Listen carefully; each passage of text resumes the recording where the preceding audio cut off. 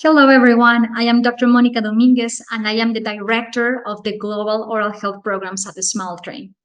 I want to thank Dr. Muthu for this kind invitation. I am very honored and very happy to be at the second annual conference on early childhood caries to share about the Small Train's work on oral health for children with orofacial clefts. Orofacial cleft is a birth condition, is a very common birth condition, since it is present in 1 out of 700 newborns. Although we know there is a variability in different parts of the world due to the ethnic and geographic variation and birth prevalence. The cause of this birth condition is multifactorial. There are genetic and epigenetic factors involved, which makes it more difficult to prevent, resulting in this high incidence. Embryologically, the structures of the face and oral cavity are formed during the 4th and the 12th week of pregnancy. There are 5 different processes that form the face. In normal conditions, these 5 groups of cells grow to the front and to the midline to meet with each other and fuse, giving form to different structures of the face. The same thing happens in the mouth.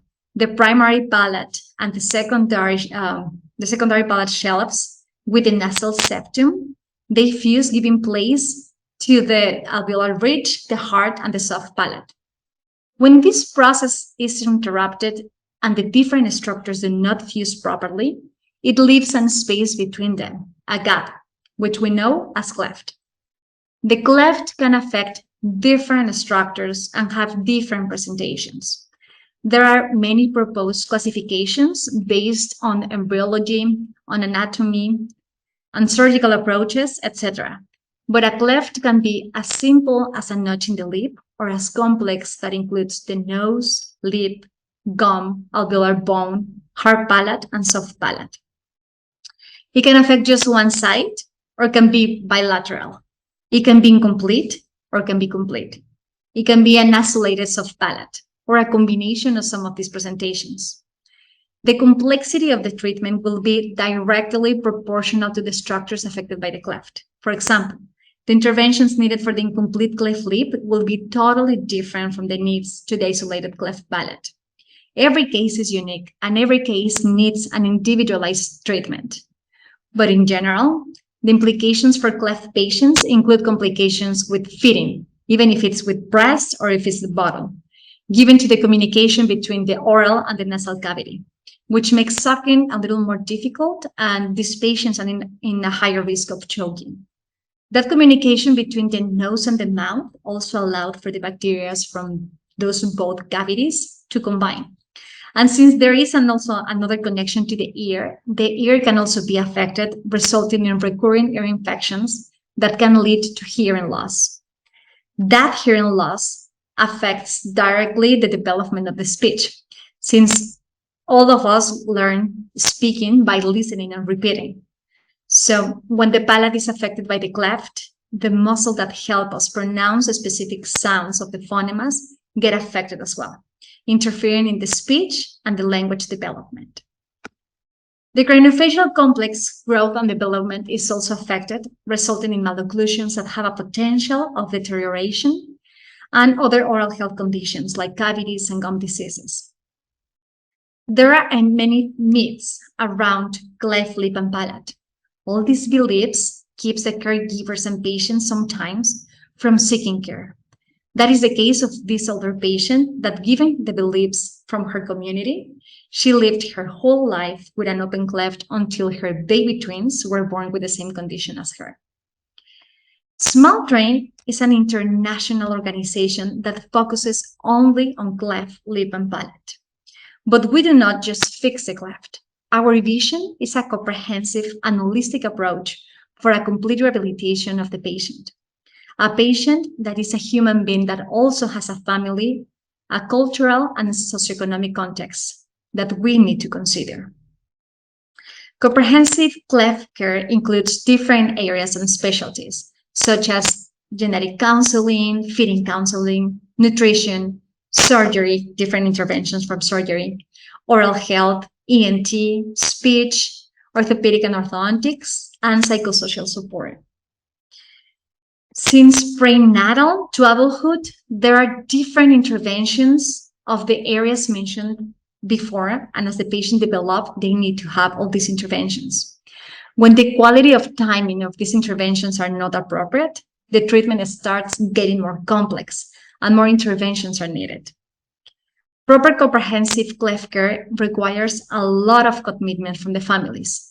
Many families find this ideal timeline overwhelming and find themselves in the need to focus their attention, time, and resources, prioritizing only what they consider important and urgent, leaving aside some of the other areas of care, and most of the times oral health is neglected. But oral health in cleft patients is extremely important, especially because poor oral health affects other areas of the comprehensive cleft care. For example, a palate surgery performed in a patient with multiple cavities has a higher risk of post-surgical complications, infections, and even descents from the palate closure. A patient that has lost his teeth due to caries has bigger challenges developing speech, since some phonemes require the front teeth to be pronounced. The same with orthopedic and orthodontic treatment that requires the teeth to hold the devices and the appliances. Poor oral health affects the psychosocial development and in general the well-being of the patient. Cleft patients are more prone to develop oral health diseases. Given to the structure of their teeth, it is very common to find amelogenesis imperfecta in cleft patients. Also, the anatomy of the teeth with irregularities in the surfaces. Those irregularities facilitate the accumulation of dental plaque. The position of the teeth, the way they are erupted, sometimes complicates the access for a proper cleaning. And given the deviated nasal septum as a result of the cleft, most of the patients become mouth breathers. They need to breathe through the mouth because the nose is blocked by the septum. And this way they develop dry mouths and they have a higher risk of gum diseases and the development of cavities. With all this in mind, SmileTrain and FDI joined forces, and with the support of GlaxoSmithKline, we developed in the first place, we did the guidelines for oral health treatment for patients.